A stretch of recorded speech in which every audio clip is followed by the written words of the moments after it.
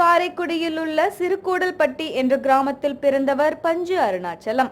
கவியரசு கண்ணதாசன் இவரது சொந்த சித்தப்பா ஆவார்.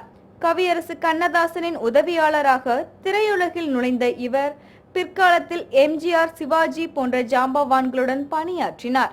எம்ஜிஆரின் கலங்கரை விளக்கம் படத்தில் பொன்னிழில் பூத்தது, என்னை மறந்ததேன் போன்ற சூப்பர் ஹிட் பாடல்களை எழுதிய அவர் 1976இல் அன்னக்கிளி படத்தை தயாரித்து அதன் மூலம் இசைஞானி இளையராஜாவை திரையுலகிற்கு அறிமுகப்படுத்தினார்.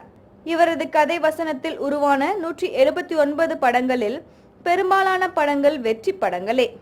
ஏவிஎம் நிறுவனத்தில் எஸ்பி முத்துராமன், பஞ்சு அருணாச்சலம், இளையராஜா கூட்டணியில் உருவான பெரும்பாலான படங்கள் வெள்ளி விழா கண்டு சூப்பர் ஹிட் ஆன படங்களாகும்.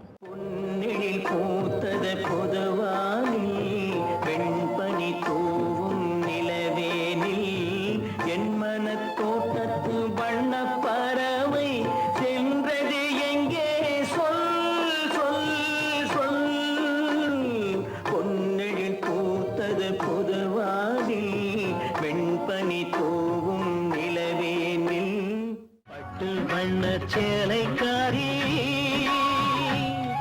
என்னை கொட்டு வந்த சொந்தக்காரி,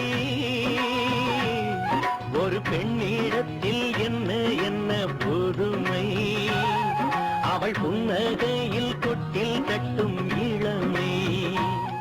இளையராஜா மட்டுமின்றி இளையராஜாவின் மகன்கள் கார்த்திக் ராஜாவையும் யுவன் சங்கர் ராஜாவையும் அறிமுகப்படுத்தியதும் பஞ்சு அருணாச்சலம் தான்.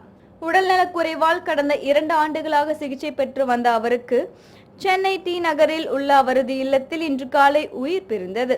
மறைந்த பஞ்சு அருணாச்சலத்திற்கு அருணாச்சலம், பஞ்சு சுப்பு ஆகிய மகன்களும் கீதா என்ற மகளும் உள்ளனர். இதில் பஞ்சு சுப்பு தற்போது சினிமாவில் குணச்சித்திர மற்றும் வில்லன் கதாபாத்திரங்களில் நடித்து வருகிறார். மறைந்த பஞ்சு அருணாச்சலத்தின் உடலுக்கு ஏராளமான திரையுலக பிரமுகர்கள் அஞ்சலி செலுத்தி வருகின்றனர்.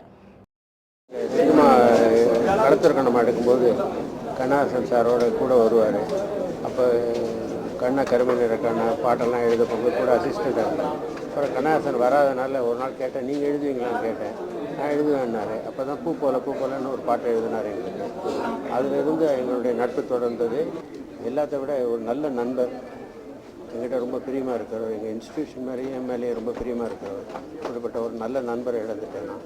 அவருக்கு, சுபுவுக்கும் அவங்க குடும்பத்துக்கும் என்னுடைய ஆழ்ந்த அனுதாபத்தை தெரிவித்து விடைபெறுகிறேன். நன்றி, வணக்கம்.